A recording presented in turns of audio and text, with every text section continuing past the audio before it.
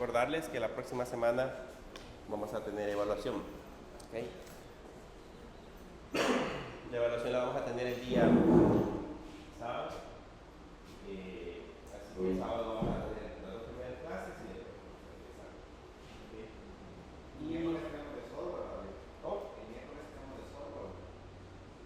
Sí, el miércoles de desarrollo de software. Ese me imagino que ya va a venir más práctico que teórico. ¿Cuál? Este laboratorio de junio. Por el momento es combinado, teoría y práctica. ¿Okay? Pero ¿Y el de software? eso va a ser teoría. Una pregunta que la teoría es de lo que se vio bien en clase y parte del documento que estaba en la cosa. Sí, yo les he dejado una presentación Solo de esa presentación. de la presentación y El documento está dentro de esa. ajá, creo que les he dejado también unos links, si no me equivoco.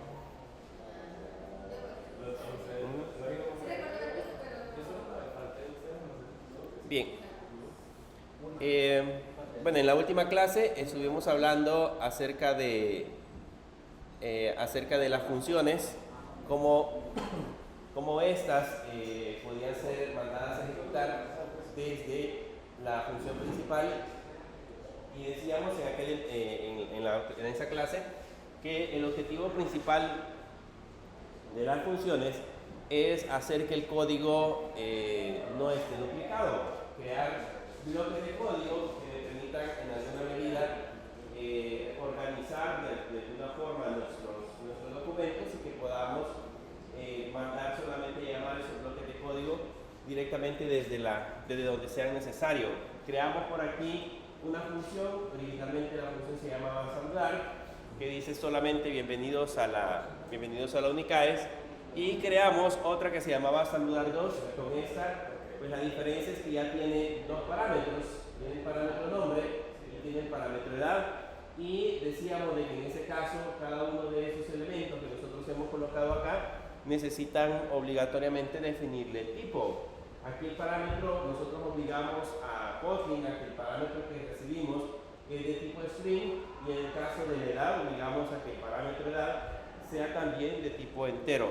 Entonces, en alguna medida los parámetros son obligatorios. Y luego en la parte de arriba mandamos a llamar la función. Aquí está el primer parámetro, luego el segundo parámetro, y ese es los valores que le llegan justamente a la función con la cual puede operarlo. Esos parámetros, al final de cuentas, le sirven como variables a la función para poder realizar cualquier proceso.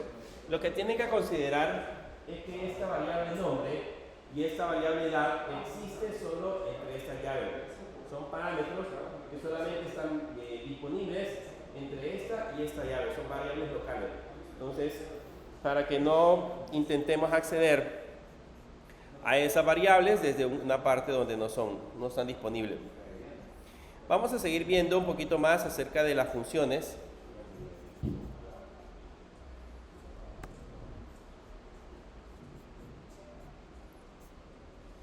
Vamos a crearnos ahora una nueva función en esta parte de abajo. A esta función le vamos a poner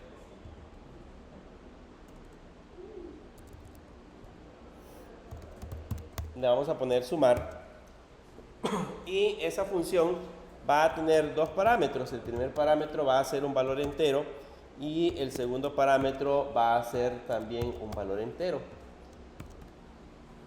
Y luego en la parte de abajo vamos a crear una variable que se llame suma, que sea igual al valor que hayamos digitado o que hayamos enviado en el primer elemento, más el valor que hayamos enviado en el segundo elemento.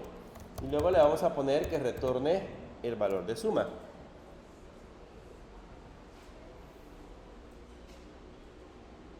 Una función simple que recibe dos parámetros simples y que retorna, en este caso, una suma de dos valores. Eso es lo que hace, en este caso, esa función. Pero si se dan cuenta, aparece marcada con rojo. Donde nos colocamos el return, aparece seleccionado de color rojo.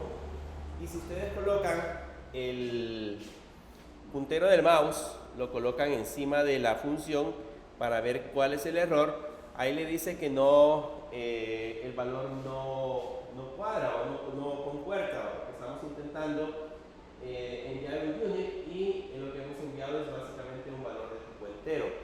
Lo que sucede básicamente es que dentro de la función nosotros estamos diciéndole que cuando la mandemos a llamar, esta va a devolver un valor específico, más sin embargo, nosotros no le hemos dicho qué tipo de valor le vamos a retornar. En el caso Kotlin obliga, de alguna forma, obliga a decir qué tipo de dato debe de devolver la función, ¿ok?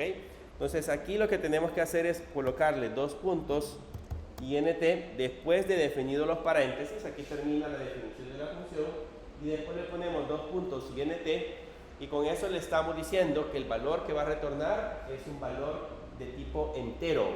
Ese es el valor que retorna. Si en el caso fuese un string, entonces aquí lo tendríamos que cambiar y ponerle, por ejemplo, que lo que va a devolver es un string, en el caso que vaya a operar con esos valores. Pero si no, en nuestro caso, pues debería de ser un valor de tipo entero. Ahora que ya tenemos representado en ese caso la variable suma, mandamos a llamar esa función en la parte de arriba. En la parte de arriba ya le podemos poner, por ejemplo, val resultado va a ser igual a la función sumar y a esta le enviamos dos valores. Por ejemplo, le enviamos 20 y le enviamos 48. Y ahora podemos, sin ningún problema, podemos imprimir el resultado.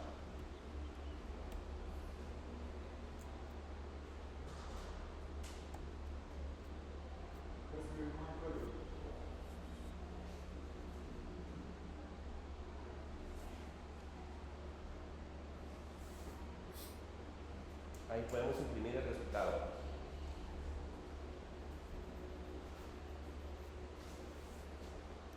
Entonces ahora, si lo mandamos a ejecutar, ya va a aparecer en ese caso el valor de 20 más 48, debería de ser 68, y aparece 68. Esta función que nosotros hemos colocado en este momento, pues básicamente la mandamos a llamar en esta línea y el resultado lo acumulamos en la variable resultado, pero no necesariamente la vamos a mandar a ejecutar de esa manera. Si lo que yo quiero es no recoger el resultado en una variable, sino que de una sola vez imprimirlo, puedo poner en este caso sumar y ponerle, por ejemplo, 90, 78, por decirles algo. Y ahí mandamos a llamar también la función sumar dentro del paréntesis. Dentro del paréntesis del println.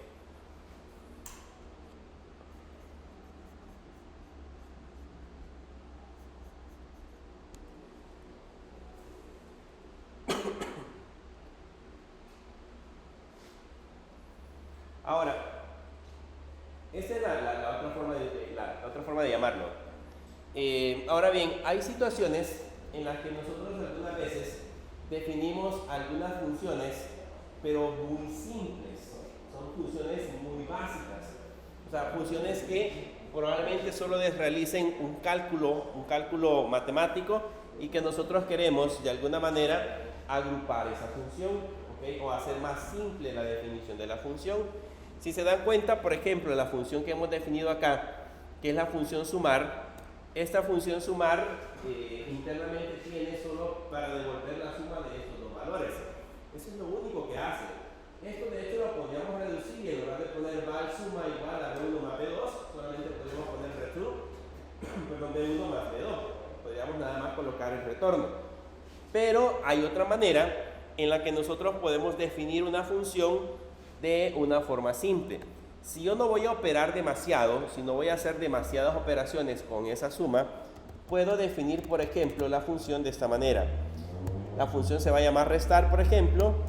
Le vamos a poner que va a tener un valor B1 y un valor B2 de tipo entero. Le voy a decir que va a devolver un valor de tipo entero y luego le pongo que va a ser igual a B1 menos B2. Vean esa función.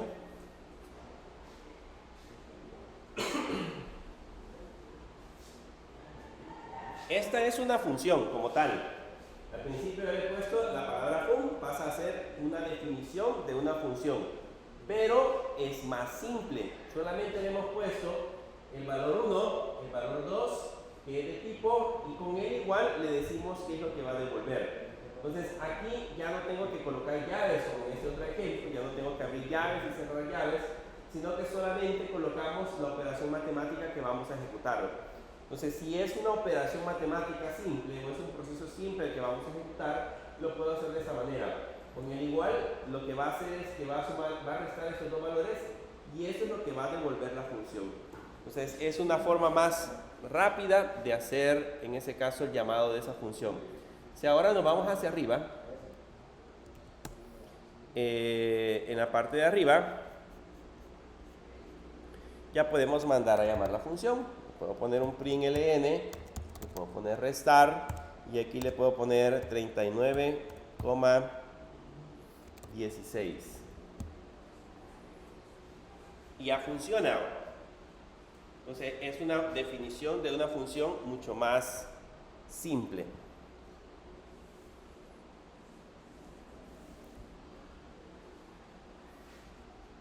Veamos cómo opera. Si la mando a ejecutar, ahí ya tenemos el valor de 23, justamente es el resultado de la resta que tenemos en la parte de arriba. Entonces ya está operando. Vean que la función es nada más una línea, es solamente esta línea, y en la parte de arriba la mandamos a llamar y solamente ponemos el nombre de la definición de la función. Simple y sencillamente es el nombre de la definición. Entonces cuando hagamos cálculos bastante prácticos, no es necesario que estemos colocando llaves para realizar ese proceso. ¿Qué otras cosas podemos encontrar con las definiciones de funciones en Kotlin? Voy a definir aquí arriba, vean, afuera de la función, afuera del main, voy a crear una variable. Esta variable se va a llamar clientes. Si yo defino esa variable fuera del main, se convierte en una variable global.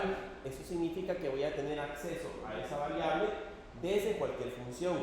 Si la definimos afuera, si la definimos dentro del main o dentro de las llaves, la variable solo vive en el entorno de la llave.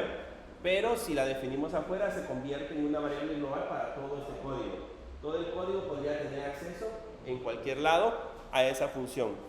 Este lo vamos a definir como un array. Le ponemos un array of y hagámoslo un array de nombres. Díganme un nombre. Diego. ¿Otro nombre?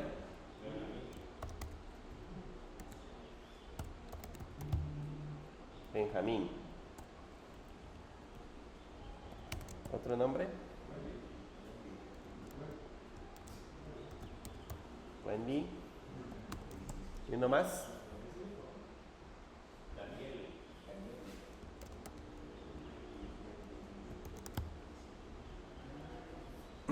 Bien, eso ya lo vimos, que eso es un array simple, que contiene, en ese caso, 4 elementos.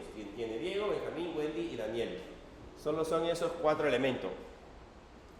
Ahora que ya tenemos definida esa función, vamos a venirnos hacia la parte de abajo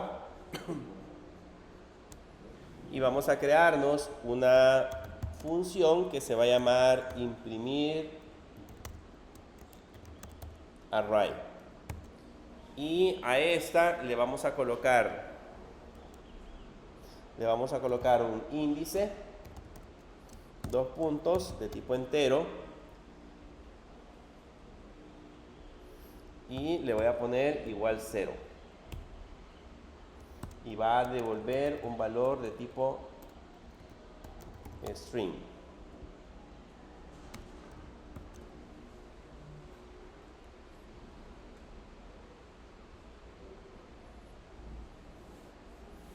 Y esta lo que va a hacer es retornar, en ese caso, del vector que acabamos de definir, que sería el vector clientes, el elemento índice.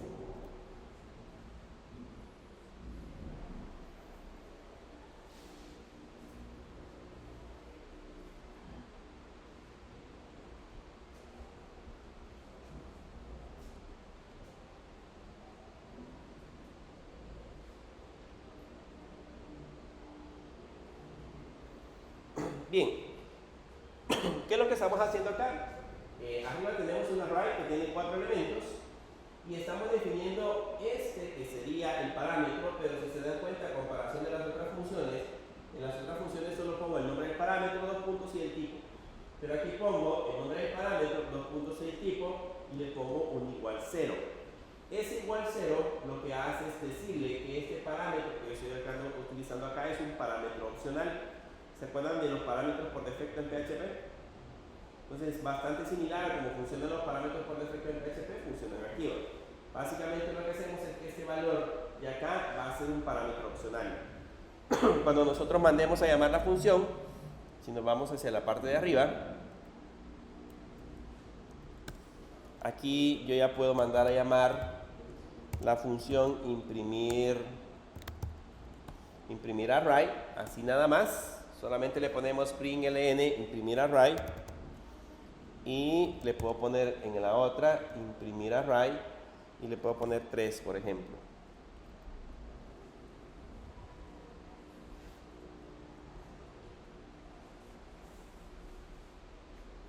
¿Qué valor imprimiría en la primera línea? Diego, porque no le estoy enviando el índice, pues aquí no va ningún parámetro, entonces por defecto toma el valor de 0 e imprimiría el primer elemento. ¿Y cuál imprimiría en el segundo? Imprimiría Daniel, ¿okay? Que sería en este caso el tercer elemento contando desde 0. Entonces ahí si lo ejecutamos, ejecuta Diego y ejecuta en ese caso Daniel. Entonces con eso yo puedo definir en ese caso parámetros por defecto. Lo vamos a estar utilizando muchísimo cuando ya estemos trabajando con el diseño de las aplicaciones móviles en funciones que vamos a definir donde probablemente vamos a necesitar algunos parámetros por defecto. Yo les voy a explicar les voy a recordar o les voy a preguntar más adelante cómo funcionan.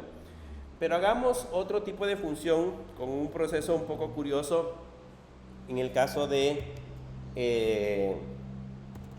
Kotlin. Voy a definir otra función que se va a llamar imprimir array2, por ejemplo. Esta va a tener un parámetro que sería el índice de tipo entero y con un valor por defecto de 0. Y voy a definir otro parámetro que va a ser la longitud de tipo entero y me va a devolver siempre un string.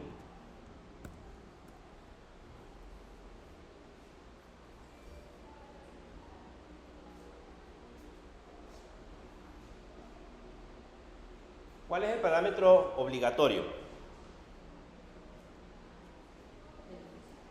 ¿El índice es obligatorio? Longitud. Al índice le estoy poniendo 0. Es como acá, pasa a ser un parámetro opcional. Pero estoy definiendo el segundo, que sería la longitud, la estoy definiendo como obligatorio. Veamos qué podemos imprimir con esto. Le voy a poner un return, digamos siempre del vector clientes. Le voy a decir que tome el valor del índice. Y para sustraer caracteres, en el caso de Kotlin, existe una función que se llama take, donde yo le puedo decir cuántos caracteres quiero sustraer de una cadena de caracteres. Como en ese caso, lo que devolvemos de cada índice es un valor de tipo string. Con este lo que le hacemos es determinar, en este caso, la cantidad de cadenas de caracteres que vamos a sustraer del índice. Ahora, esta es una función donde tiene algo curioso. El primer parámetro por defecto está al principio y el parámetro obligatorio se encuentra como segundo parámetro. La pregunta es, ¿cómo hago para utilizar esa función? Vamos a venir ahora hacia la parte de arriba y le vamos a poner un println y le vamos a poner imprimir array2 y vean cómo hago para decirle la longitud sin especificar el índice, porque pues aquí si yo le pongo por ejemplo 10, ahí lo que estoy haciendo es enviando el índice, pero no así el segundo parámetro. Para poderlo utilizar tendría que ponerle por ejemplo 1,5 y ahí en ese caso estaría mandando a llamar estaría mandando el índice y estaría mandando a llamar la longitud. Pero si yo quiero pero si yo quiero mandar solo el parámetro opcional, existe en Kotlin un elemento que son llamadas de funciones con parámetros con nombre. Como si se dan cuenta, aquí tengo la parte de la longitud. Yo le puedo decir que el parámetro que estoy enviando en este momento es el parámetro longitud y que el valor que le estoy enviando, por ejemplo, es el valor de 5. ¿Vean la diferencia? Aquí ya le puse, es algo similar a lo que hace IntelliJ que nos dice qué parámetro corresponde, solo que ahora yo lo estoy indicando en el código. En el código le digo longitud igual y la cantidad de caracteres. Con eso ya tenemos definido cuántos caracteres me va a imprimir del elemento que vayamos a sustraer. En la parte de arriba e incluso más abajo, yo puedo poner, digamos, imprimir array 2, puedo mandar la longitud, digamos que le pongo 3, y puedo mandar el índice, digamos que le pongo 2. Solo que tengo que digitarlo. Le ponemos índice y en ese caso le ponemos 2. Y si se dan cuenta, los parámetros no los envío en el orden en que los definimos. En la función primero va el índice y después va la longitud, pero al momento de mandarlo a llamar, puedo mandar primero la longitud y después puedo mandar el índice. Como van con nombre, entonces él perfectamente sabe a qué parámetro o a qué valor se lo tiene que asignar.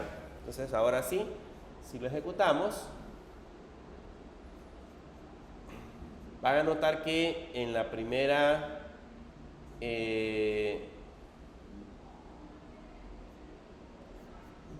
aquí tiene 5, Diego, sí tiene 5, pongámosle menos, pongámosle 2. Entonces en la primera solo sustrae la D y la I, y en la segunda opción sustrae nada más la WEN, que sería la longitud de 3 caracteres. Entonces con eso ya hemos hecho una función con parámetros que permiten en ese caso sustraerse o mandarse a llamar por nombre, y no importa bajo qué definición nosotros lo mandemos a llamarlo. Siempre vamos a colocarlos, con el nombre podemos colocarlos en el orden que nosotros queramos. Cuando ya estemos trabajando con diseño de aplicaciones móviles, vamos a utilizar mucho esa característica. Vamos a estar utilizando variables, no necesariamente en el orden en que nosotros en que la función la haya definido, nosotros la vamos a poder estar enviando en un orden totalmente diferente. Por eso se llaman parámetros por nombre. Bien, hasta aquí llegamos con el concepto y la definición de las funciones. Existen otras funciones, existen otro tema que son las funciones de grado superior, que son las funciones lambda, que ese es un tema que lo vamos a tratar más adelante. Esas funciones lambda es básicamente, el concepto define utilizar a través de una función mandar a llamar otra función o mandar como parámetro una función. Hay que entender muy bien cómo trabajan esos procesos de las funciones lambda, pero eso lo vamos a aprender en un tema específico porque hay varias cosas interesantes que debemos de trabajar con esa parte de la definición. Y antes de ver las funciones lambda, pues vamos a tocar un poco el tema de la programación orientada a objetos en Kotlin, para que vean que también aquí se hace definición de programación orientada a objetos.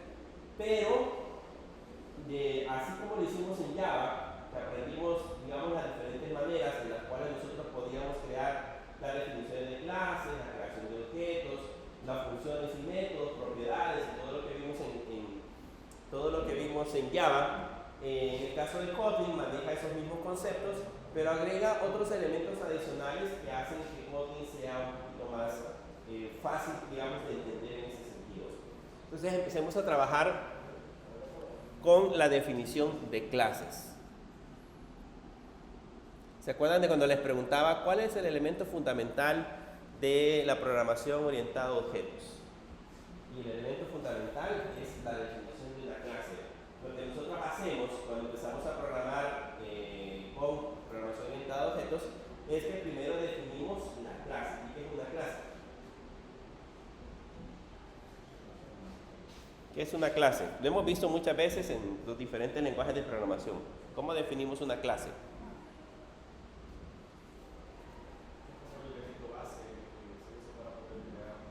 Es como un elemento base. ¿Se acuerdan que les decía que es como una plantilla? ¿Okay? Un molde, si lo queremos ver de esa manera, que utilizamos para crear diversos objetos.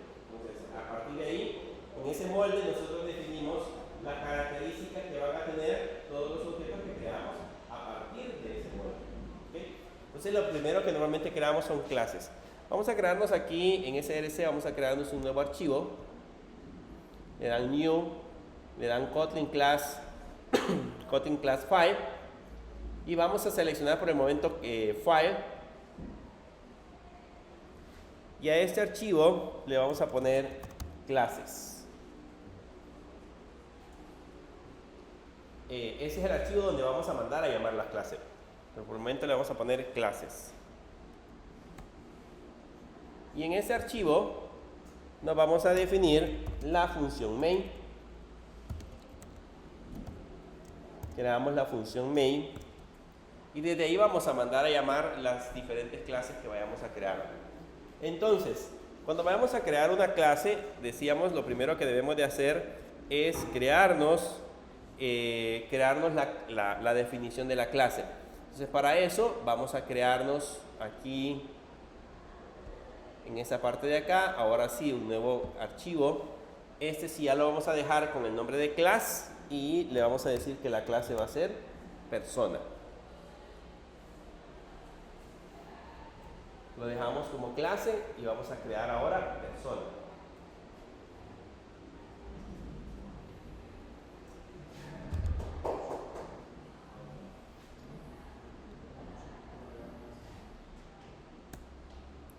Y ahí tenemos la clase persona. Si se dan cuenta, la definición empieza con la palabra reservada class y luego persona. Entonces esa es la definición de una clase. ¿Cuáles son los elementos que conforman una clase? Los atributos o propiedades. ¿Qué más? Atributos o propiedades. Las variables pasan a ser como los atributos o propiedades. Las funciones o métodos, en este caso, que son las funcionalidades. Cuando nosotros creamos la definición de un método o una función, en ese caso el caso de Kotlin, lo que hacemos es decir qué proceso va a operar. Por ejemplo, si es una persona, si esa persona, por ejemplo, digamos que es un empleado, entonces el empleado le va a registrar sus datos, si el empleado va a hacer alguna procesión especial dentro de la aplicación, se define dentro de un método. Y se acuerdan que cada clase puede tener un método constructor. El método constructor, ¿se acuerdan que era la definición del método que se ejecuta cuando nosotros creamos un objeto? Es el primer método o el primer código que se ejecuta cuando nosotros instanciamos un objeto. Y normalmente sirve para preparar ese objeto.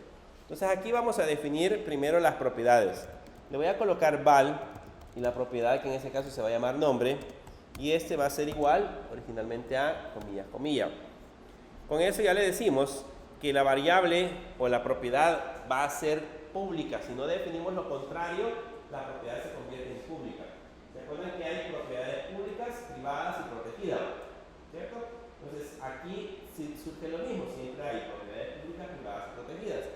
Pero en nuestro caso, si no le ponemos el alcance al inicio, pasa a ser una propiedad pública. Entonces en ese caso la propiedad nombre es pública. Definimos ahora la edad y le ponemos el valor de 0. Como no le hemos especificado el tipo, infiere que como le hemos asignado un valor, sabe que esos valores pasan a ser en ese caso la definición del tipo de la propiedad. Nombre de tipo string y la edad pasa a ser de tipo de tipo entero. Ahora, el siguiente proceso es definir un método constructor. En Java, cuando creábamos un método constructor, se recuerda que lo que hacíamos era colocar el mismo nombre de la clase, colocábamos el nombre del método y ahí definíamos el método constructor. Cuando lo hicimos en PHP, usábamos el guión bajo construct y ahí definíamos el método constructor. Pues en Kotlin hay diferentes formas de definir un método constructor. Y esta que vamos a ver en este momento es la primera. colocar la palabra constructor. La palabra reservada constructor le indica en este caso que lo que vamos a hacer es definir en esa sección el método constructor. Y adentro podemos definir como cualquier otro parámetro. En ese caso voy a definir el parámetro nombre y el parámetro edad. Y adentro ya le puedo colocar en esa definición, le puedo colocar los procesos que vamos a realizar. Por ejemplo, acá le ponemos this.nombre igual a nombre y abajo le ponemos this.edad igual a edad.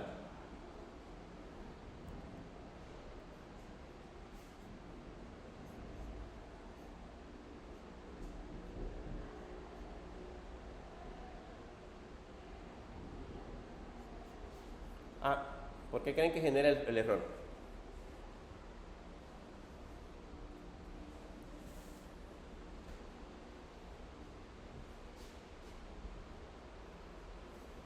Ahí está generando el error, pero ¿por qué será que genera el error? Porque están como variables inmutables. Como variables inmutables. Entonces, como necesitamos modificarlas, deberían de ser variables mutables. O sea, aquí debería de ser var. Algo que pues siempre debemos de considerar en Kotlin. ¿Cuándo voy a definir, cuándo voy a crear variables mutables y cuándo voy a crear variables inmutables? Depende mucho de la utilidad que le vayamos a dar a esas propiedades. Y ahora voy a poner, por ejemplo, un método que se va a llamar saludar. Para la creación de método, básicamente lo que hacemos es definir una función, solo que la función la definimos dentro de la clase. Entonces, como si la definimos dentro de la clase, pasa a ser un método de la clase. ¿Okay? Un proceso que se ejecuta asociado, en este caso, al objeto que vayamos a crear a partir de la clase. Entonces, aquí ya podemos ponerle un print ln y le ponemos hola, me llamo y le ponemos el nombre y tengo y le ponemos la edad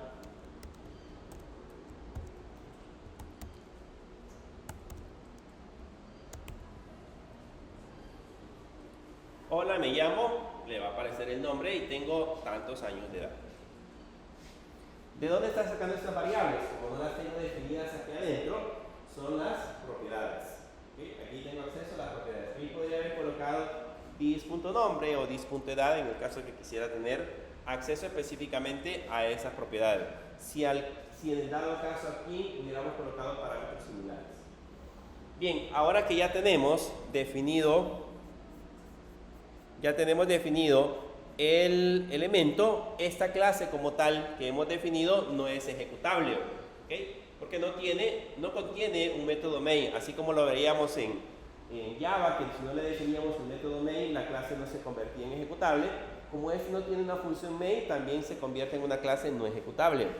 ¿Cómo hacemos para crear el objeto a partir de este elemento? Nos vamos a venir acá a la parte donde dice clases.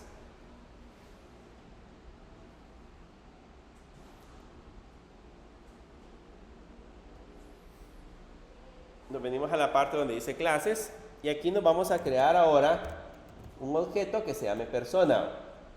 Ese objeto que se llame persona va a ser igual como si hacemos un objeto en Java.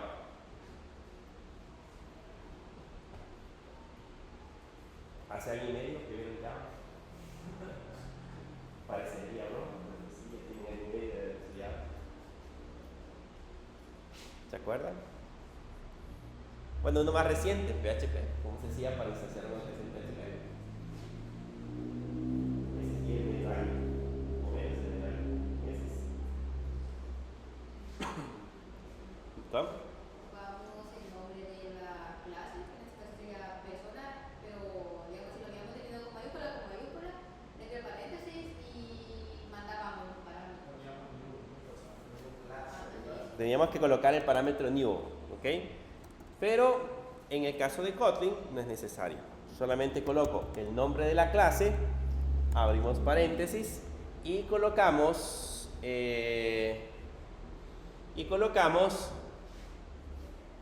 en ese caso, los valores que vamos a enviar. Como necesita dos parámetros, díganme un nombre. Wendy, como no estaba. ¿Y la edad? ¿Cuánto tiene Wendy? 25. Si no es cierto, cuando lo vean.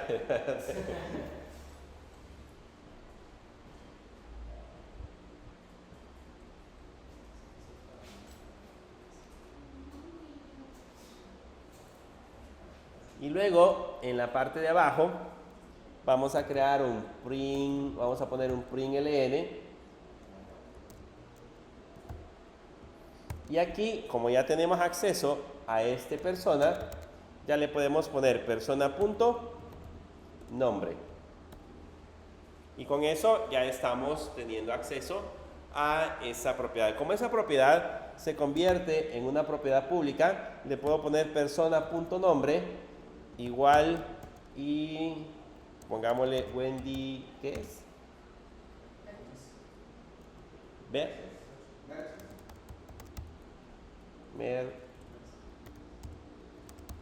Así. Dice que arriba no hay que poner como la variable de edad. ¿A dónde hay que poner, perdón? Entre paréntesis, que da igual. No es necesario. Sí lo puedo hacer, porque como son parámetros también, puedo enviar los parámetros por nombre, si yo quiero. Pero si no, no es necesario. Los enviamos en el orden en que están definidos en el constructor. Si se dan cuenta, en el constructor primero mandamos el nombre y después mandamos la edad. Entonces lo mismo estamos haciendo acá, el nombre y luego la edad. Y luego acá le ponemos este valor y ahora le podemos decir que esa persona va a saludar.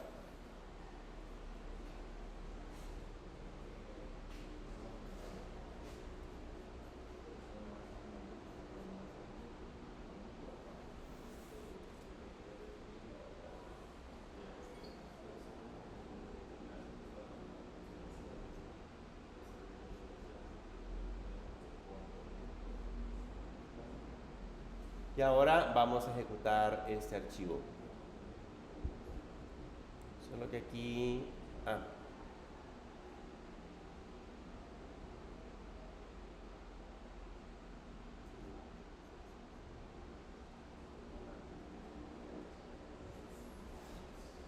Déjenme ver si le cambio el nombre, me quita el error que está generando.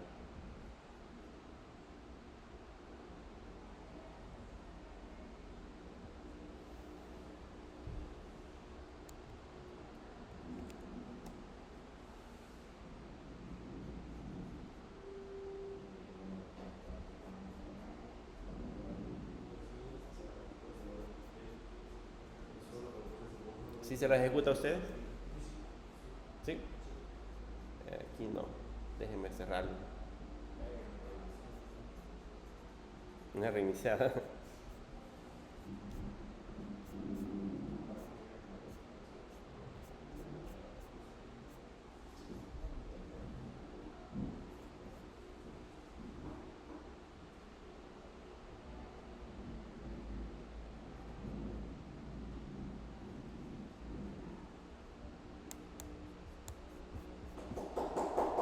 Y eso quería, una reiniciada.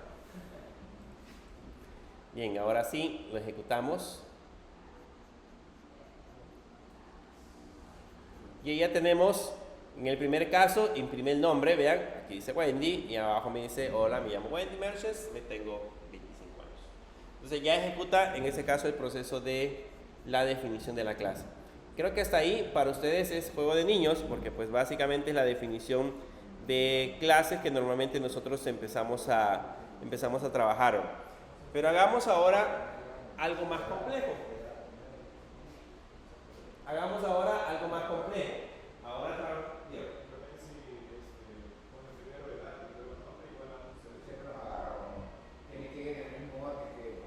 Tienen que ir en el mismo orden que se definieron, a no ser que ustedes los coloquen por nombre. O sea, si yo le pongo, por ejemplo, aquí,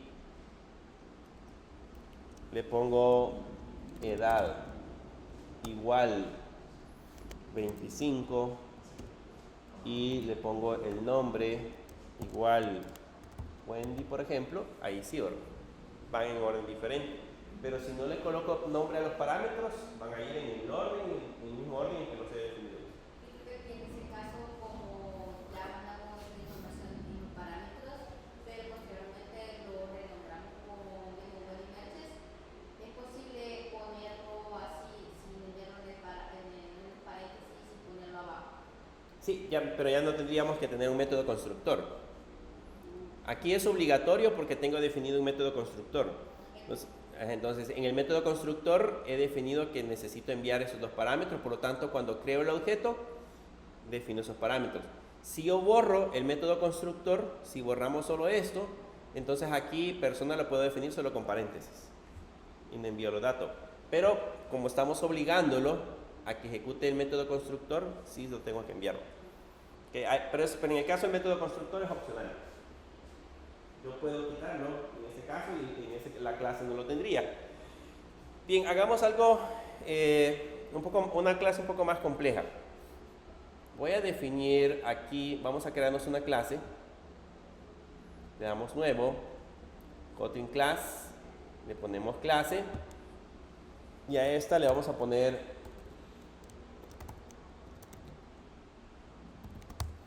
programmer, que sería programador. Así.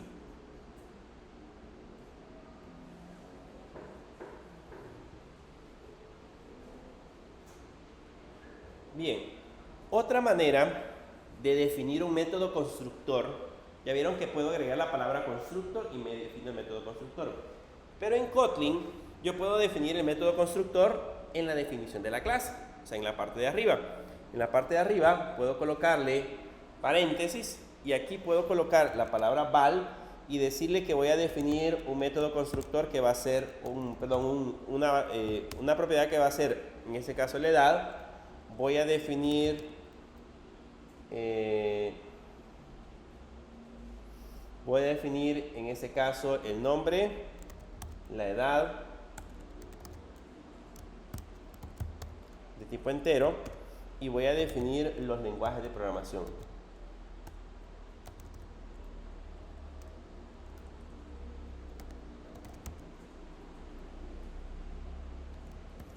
Y los lenguajes de programación que puede un programador van a ser, en este caso, de tipo array y obligatoriamente van a ser un string.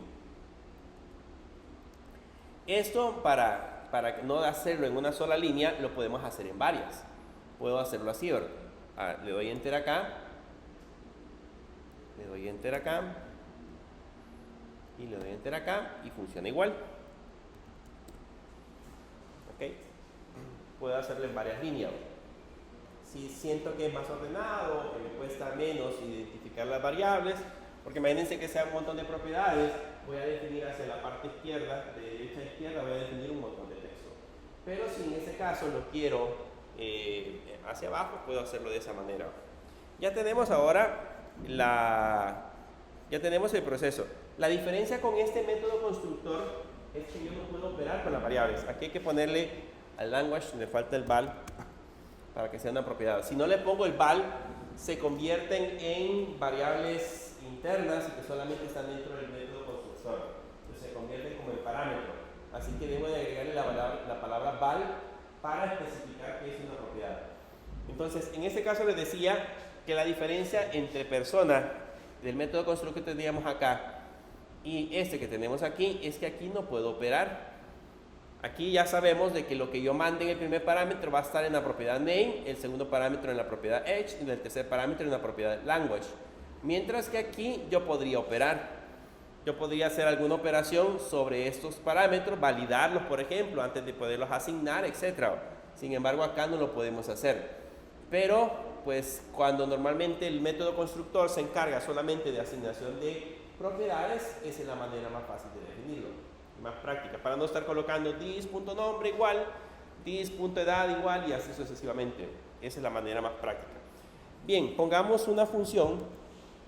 Vamos a definir aquí, va a tener una función, como ya tiene el método constructor, ya no tengo que definir el constructor.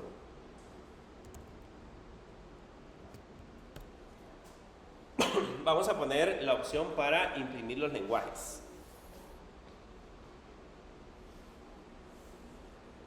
¿Cómo recorro un vector? ¿Cómo? Esa es una manera de imprimirlo, pero si yo quiero recogerlo, la manera más práctica de imprimirlo es el string, lo separa por coma, pero si yo quiero recorrer el vector,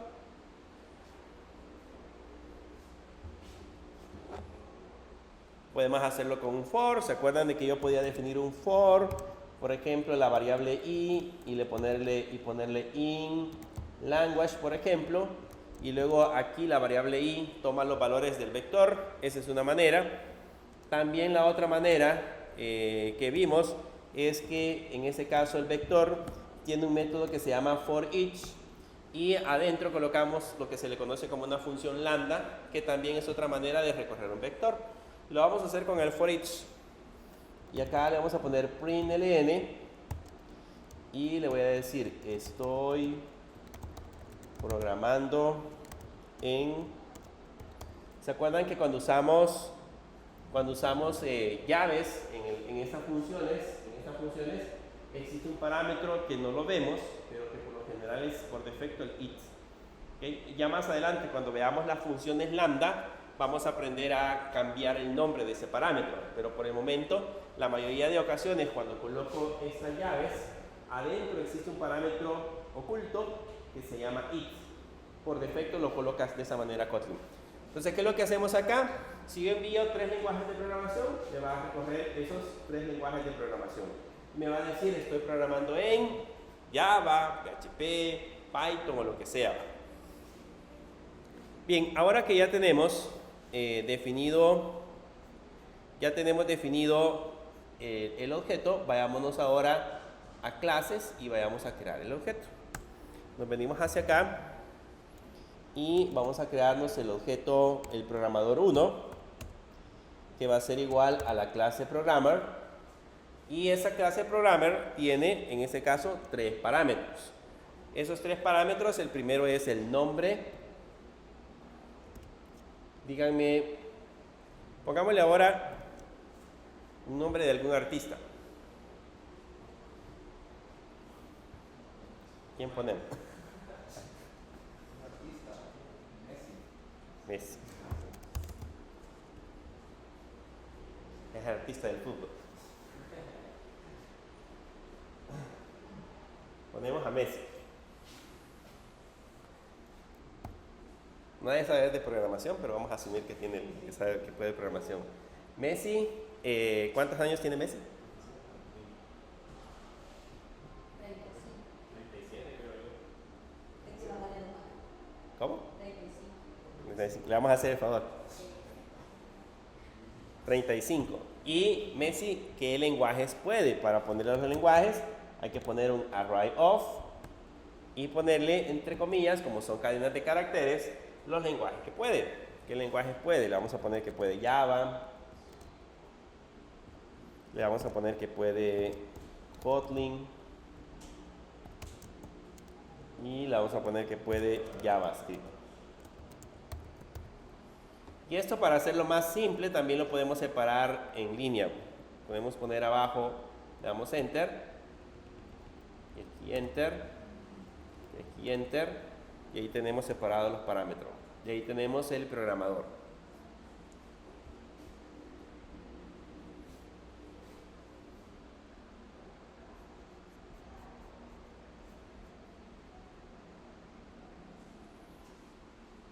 Por lo tanto, para este programador, el primero que acabamos de generar, puedo ponerle un println y ponerle programador 1 e imprimir en ese caso el nombre.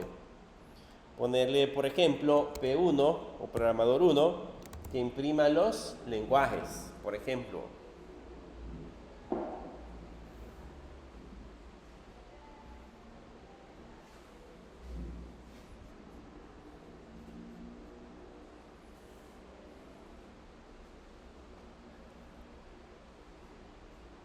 Y ahí tenemos, en el caso si lo ejecutamos, vamos a tener que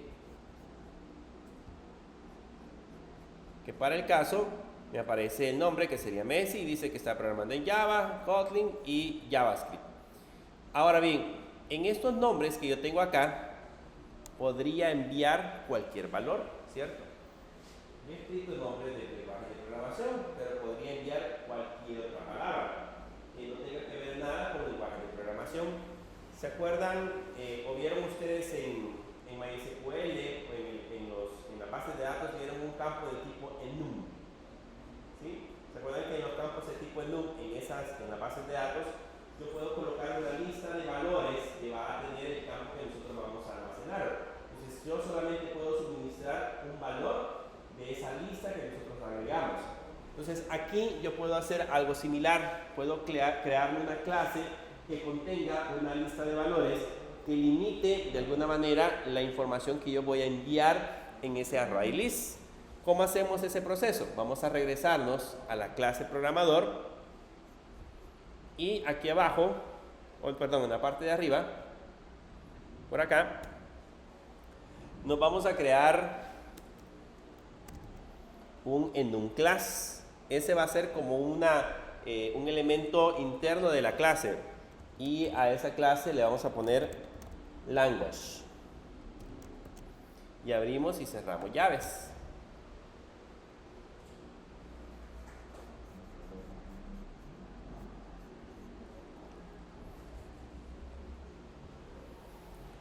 Y ahora sí ponemos los lenguajes de programación. ¿Qué voy a poner en los lenguajes de programación? Kotlin. Por ejemplo, puedo poner Java, puedo poner PHP, puedo poner JavaScript. Dígame otro lenguaje de programación. Python. ¿Otro? Podríamos poner C#, solo que C# se coloca así, pero no soporta caracteres especiales. ¿Cómo? Lo mismo sería. Bueno, podemos poner C++. El que sabe, entiende, ¿no?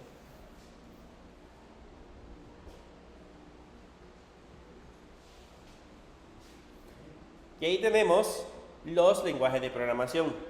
Ahora bien, con esos lenguajes de programación ya definidos, estos son los posibles valores que va a tener la clase enum. Kotlin, Java, PHP, JavaScript, Python y C++.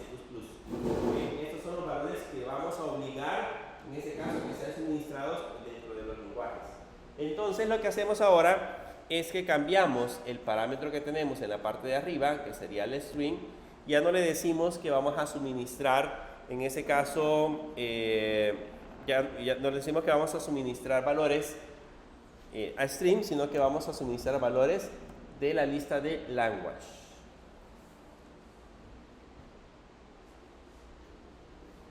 Entonces cambiamos en ese caso el string por el language.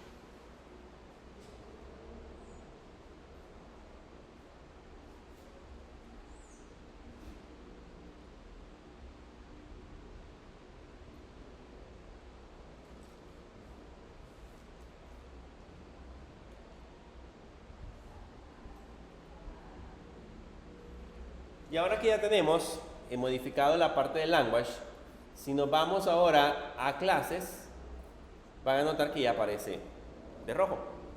O sea, lo que definimos aquí en programador como language en esta parte de acá, cuando lo venimos a revisar ahora en clases, ya aparece de color rojo. Porque ya no está esperando string, sino que ahora está esperando otro tipo de valores. Entonces aquí le digo que Messi sabe, por ejemplo, lenguaje de programación, que en ese caso sería de la clase programmer. Está el elemento que sería language y él puede, por ejemplo, Java, de la clase programmer. También está otra vez el elemento language y digamos que puede PHP. Y adicional a eso, de la clase programmer, de el language, puede Python.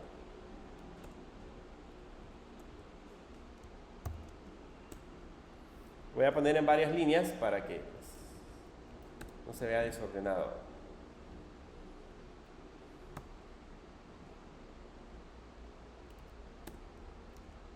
Vean, ahí está ahora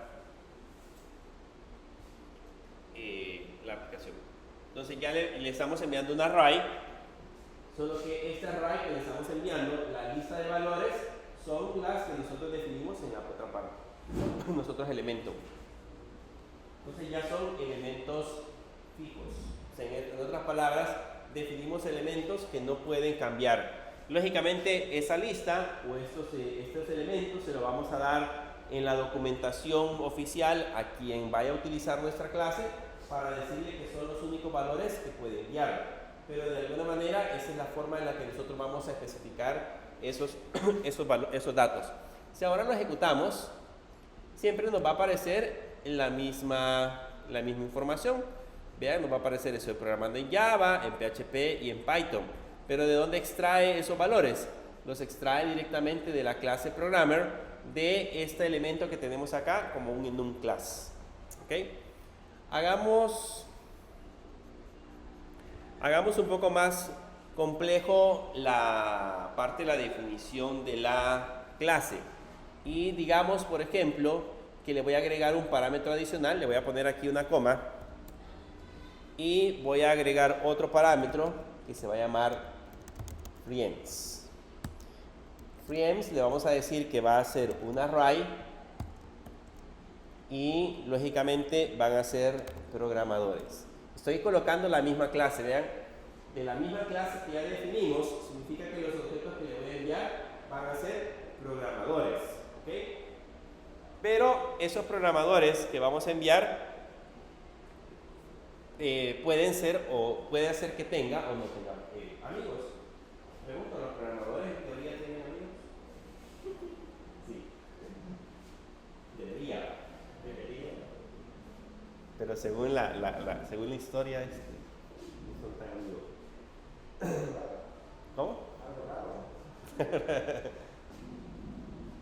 Ya en la práctica no están así, porque hay grupos bueno, al final de cuentas el programa entre grupos y es raro, bueno, algunos programadores que son genios, digamos, y algunas veces son un poco apartados, todos pasan pegados en la computadora. Pero bueno, digamos de que si ese dato no existe, significa que ese valor lo puedo enviar como nulo. ¿Cómo hago para decirle a Kotlin que este friends puede ser nulo? ¿Qué es lo que vimos en la clase pasada? Los valores de tipo null o los nullable. ¿Cómo hago para decirle que ese valor es nulo? O puede ser nulo, no es que es nulo, puede ser nulo. El signo de pregunta, le ponemos el signo de pregunta y ahí le decimos, ese valor puede ser nulo. Si no le agregamos el signo de pregunta, esa línea no puede soportar valores nulos. ¿Okay? Pero si le agregamos el signo de pregunta, le decimos, probablemente esa línea o ese valor tiene valores nulos. Bien, ahora que ya hicimos este cambio acá, agregamos el parámetro friends, ¿ok? Y ya le colocamos en este caso la definición. Ahora regresemos a clases. Ya me dio error, porque aquí tengo que enviar un parámetro, aquí le colocamos una coma y le tengo que enviar el parámetro null. A no ser que yo lo ponga por defecto. ¿Se acuerdan? Si yo lo pongo por defecto, sí me funcionaría, sería opcional. Pero en ese caso le enviamos el parámetro null. Significa que Messi no tiene amigos.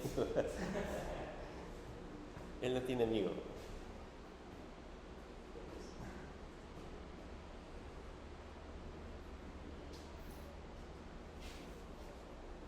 Pero definamos ahora un segundo programador. Voy a poner val, programador 2, va a ser igual. Le ponemos programmer.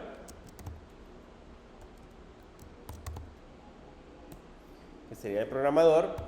Lo primero que enviamos sería el nombre. Díganme otro nombre de otro famoso. Cristiano.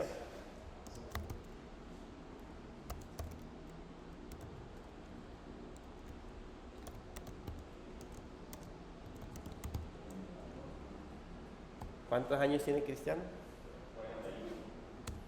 41. Vamos a ponerlos en varias líneas para irlos separando. Aquí colocamos la edad y el siguiente parámetro serían los lenguajes de programación. Mandamos un array of y de la clase programmer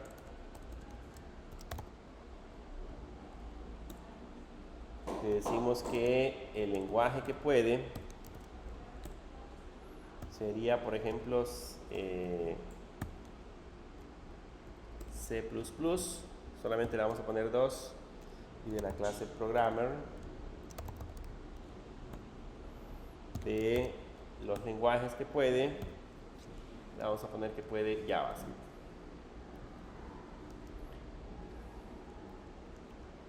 Colocamos una coma y ahora le decimos quién es el amigo. El amigo del programador 1, del programador 2, le vamos a decir que es el programador 1.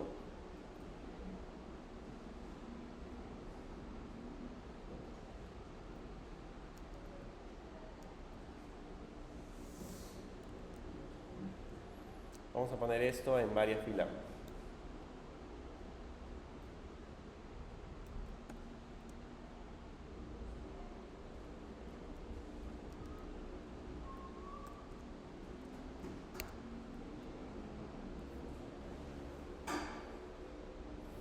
Pero es un array. Entonces aquí le tenemos que poner array of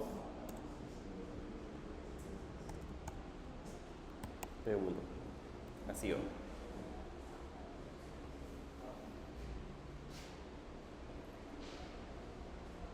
Entonces, ¿quién es el amigo de Cristiano? Messi.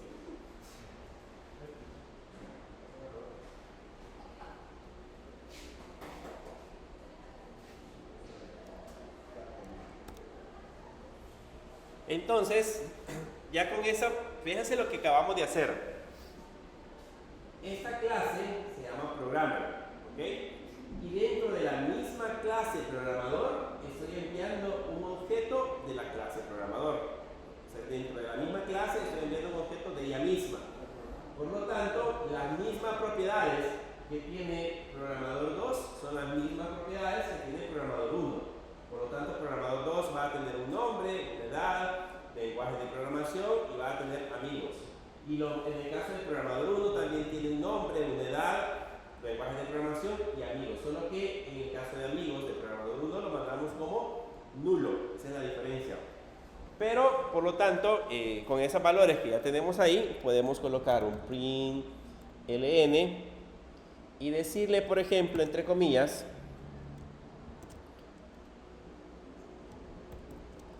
¿cómo haría para imprimir el nombre del amigo del programador 2?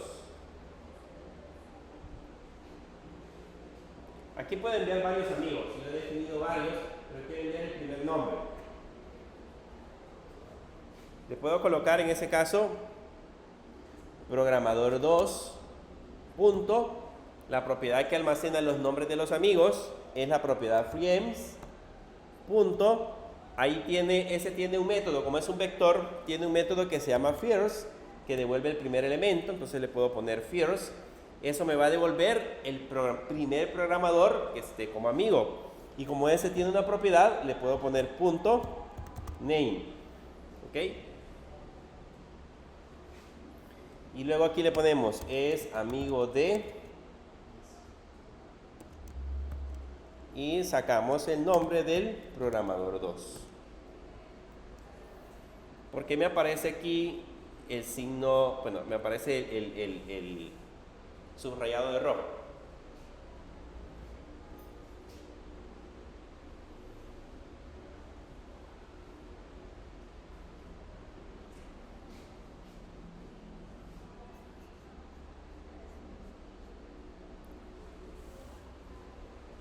Ajá. ¿De qué tipo es freeEms? Puede ser nulo, ¿ok? Puede llegar a ser nulo. Eso significa que ahí existe la posibilidad que en esta línea, en este texto de acá, esta variable se anula. Si en el caso es nula, para evitar que se siga ejecutando el resto, para evitar que todo esto de acá se vuelva a ejecutar, ¿qué es lo que tengo que hacer? ¿Qué le agrego para evitar que se ejecute el first y se ejecute el name?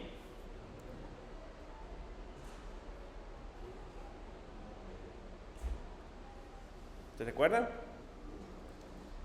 Agregamos acá el signo de pregunta. Colocamos el signo de pregunta aquí y colocamos el signo de pregunta acá. Y eso significa de que friends puede ser nulo. Si es nulo, ya no ejecuta first. ¿Okay? Si en el caso friends se ejecuta bien, pero el first devuelve nulo, entonces ya no se ejecuta name. Entonces eso lo que hace es proteger, evitar que después de esa línea se siga leyendo el resto en el caso que devuelva un valor de nulo. Entonces ahora, ¿qué diría?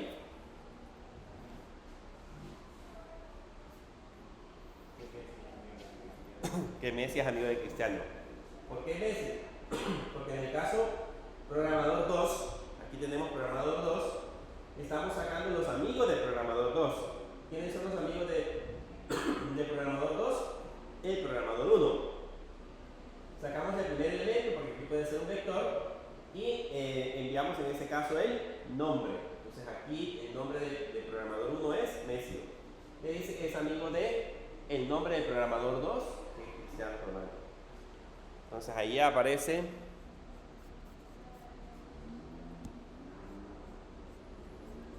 Messi es amigo de Cristiano Ronaldo. Podemos crear un método, por ejemplo, que permita, así como el print language, podemos crear un método que recorra el vector y que me diga quiénes son los amigos. ¿Ya? Pero eso ya sería parte. Hubiéramos puesto Piqué y Shakira. Ahí está de moda Shakira.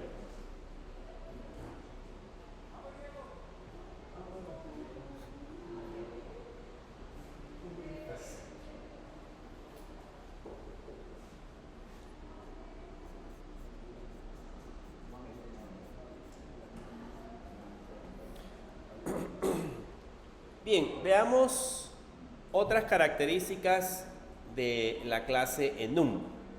Voy a crearme aquí abajo, la clase enum la puedo crear en cualquier parte.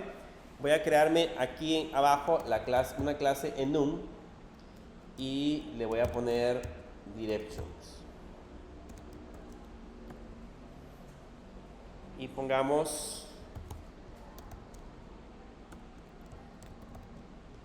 los 4 puntos cardinales.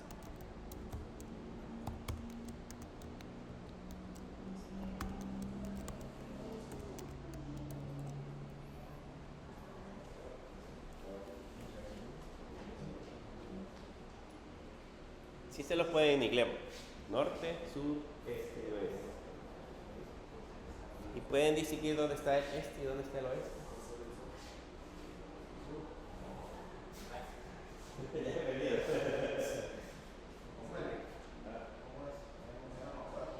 El norte, arriba. Creo que en su caso, el sur creo que para allá. No. No, pues sí, pero en el caso de nuestro país, quiero orientarse en el caso del país. Se supone que por ejemplo Metapán está para el lado norte. Para allá. Algo así.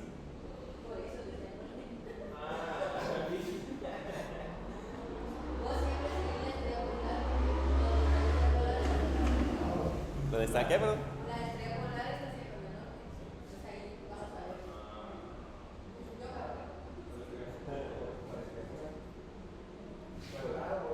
Polar. ¿Dónde está la bosa?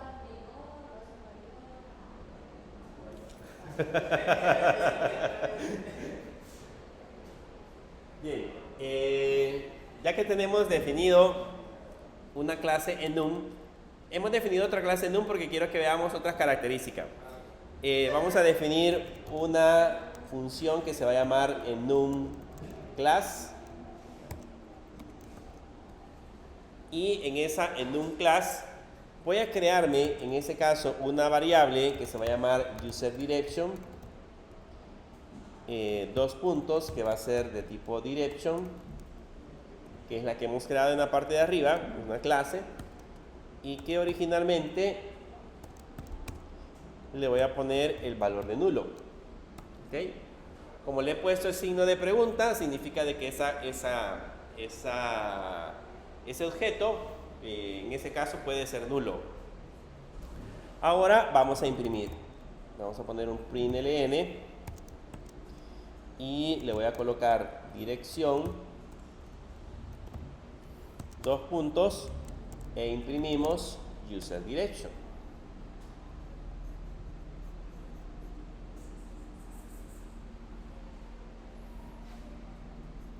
Y esta función que tenemos acá, definida como en un class, la vamos a mandar a llamar de aquí arriba. Aquí arriba le vamos a poner en un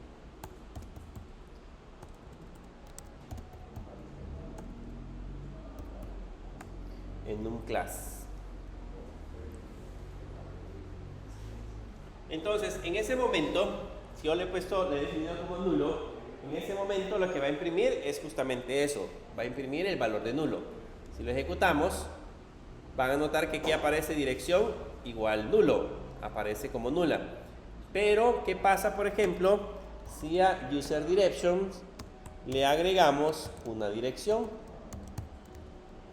Le ponemos direction, por ejemplo, west. User direction igual a direction west. Y ahora volvemos a imprimir el user direction.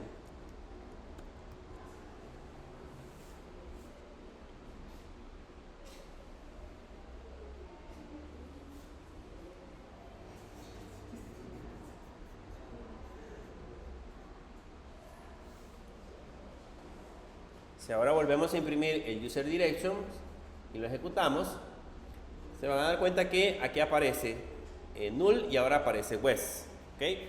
Que es justamente el valor que acabamos de almacenar en la parte de arriba. Si seguimos haciendo cambios, digamos que acá abajo ahora le pongo user directions igual a direction punto, pongámosle el sur, e imprimimos abajo de nuevo user direction, imprimiría sur. Pero adicional a eso que nosotros acabamos de hacer, existen algunas propiedades por defecto que tienen esa clase en un class. Yo puedo imprimir en la parte de abajo, además del user direction, aquí lo vamos a colocar entre llaves, porque vamos a acceder a una propiedad. Yo puedo imprimir del user direction, puedo imprimir el nombre, la propiedad name, y puedo imprimir de ese valor, puedo imprimir el ordinal. Vean que acá en el user direction como tal solo imprime si es sur o es este o norte o lo que sea. Pero en el caso del otro, aquí donde le ponemos name, va a imprimir el nombre y aquí va a imprimirme la posición. Por ejemplo, en este caso, si lo ejecuto, aparece 1. ¿En qué posición se encuentra el sur? Este sería el 0, el 1 sería el sur, este sería el 2 y el oeste sería el 3. Entonces, básicamente acá lo que está haciendo es imprimiendo con el ordinal, es imprimir la ubicación del elemento. Algo similar a como que si eso fuese un vector o fuese una matriz. Sin embargo, nosotros podemos hacer ese proceso más específico. Aquí nada más imprimimos, así como está, imprimimos el nombre y el ordinal. Imprimimos el nombre y el ordinal. Y lo mismo hubiéramos hecho acá con los lenguajes. Si hubiera querido imprimir los lenguajes, podría imprimirlos de esa manera porque estamos usando un class. Pero vean que le voy a hacer esta modificación. Voy a agregar en esta parte de acá un punto y coma. ¿Ok?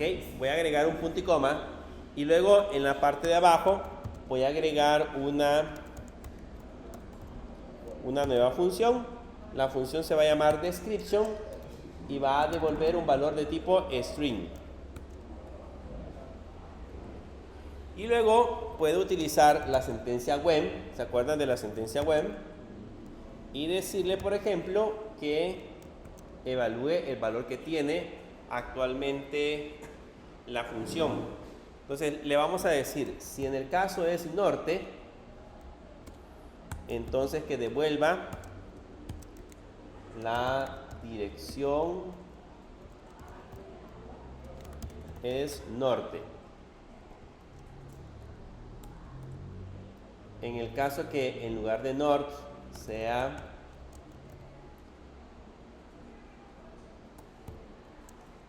el sur, entonces que devuelva la dirección es sur. Yo estoy colocando acá que devuelva un valor, pero acuérdense que ahí puedo operar. Pues el ejemplo acá es que puedo hacer varias operaciones. En el caso que sea este, que devuelva la dirección es este. Y en el caso que sea oeste,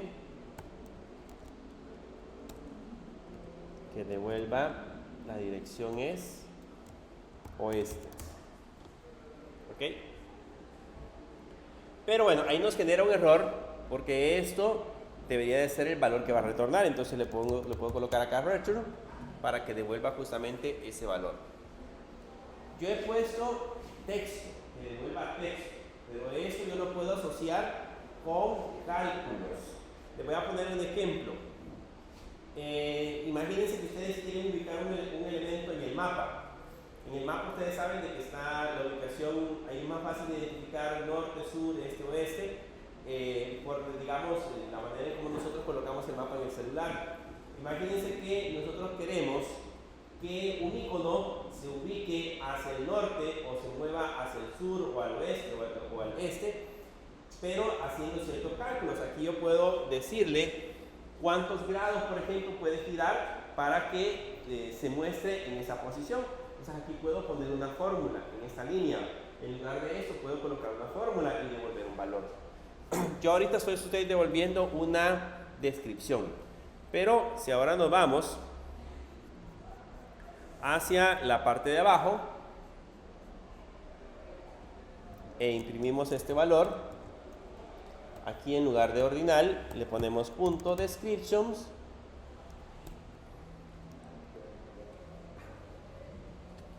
le ponemos punto description y van a notar que ahora ya me devuelve la dirección es sur. ¿Okay? Ya me devolvió en este caso la dirección. Ya en esta ocasión está ejecutando la función que yo he colocado ahí. Dependiendo del valor que tenga, en este caso la variable devuelve la descripción que corresponda. ¿Okay? Devuelve ese valor. Eso es muy interesante cuando ya estamos trabajando con las aplicaciones. Es muy interesante porque, como les decía, puedo hacer procesos bien simples para no estar colocando validaciones, crear una función por aparte. Puedo utilizar una función en NUM con todos los posibles valores y hacer operaciones sobre esos valores. Adicional a eso, al direction, voy a cerrar esta parte. A este direction le puedo colocar una variable. Se le puedo colocar la variable dir y decirle que es de tipo entera. ¿Okay? Eso sería como un parámetro que va a tener en este caso la variable. Y esa variable dir le puedo decir en este caso acá el norte a cuántos grados se encuentra. Si lo vemos en el sentido de las agujas del reloj.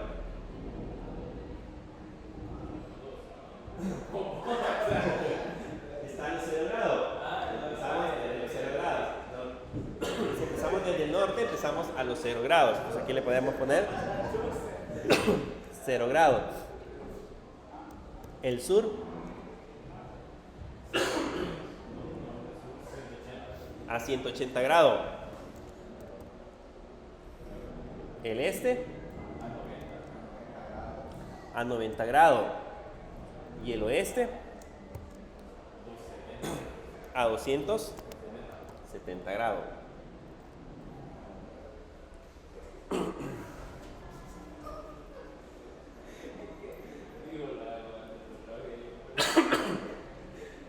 Y ahí tenemos, en ese caso también, la parte de la dirección.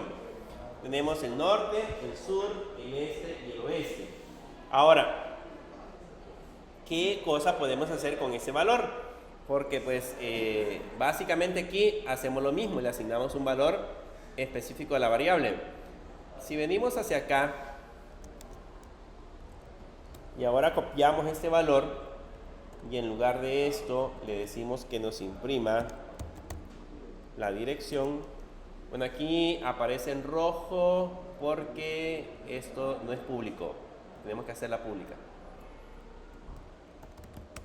Agregamos val, arriba tiene que llevar val para que sea público y ahora abajo ya aparece la dirección. Entonces ahora cuando yo le asigne el este, por ejemplo, o en este caso el sur, me va a devolver 180 grados. ¿Ok? Y vean las utilidades que tiene o varias aplicaciones que tiene una clase de tipo enum, una clase específica de Kotlin que tiene estas características. Básicamente la hemos definido de esta manera y puedo utilizarla de esta forma para devolver diversos valores.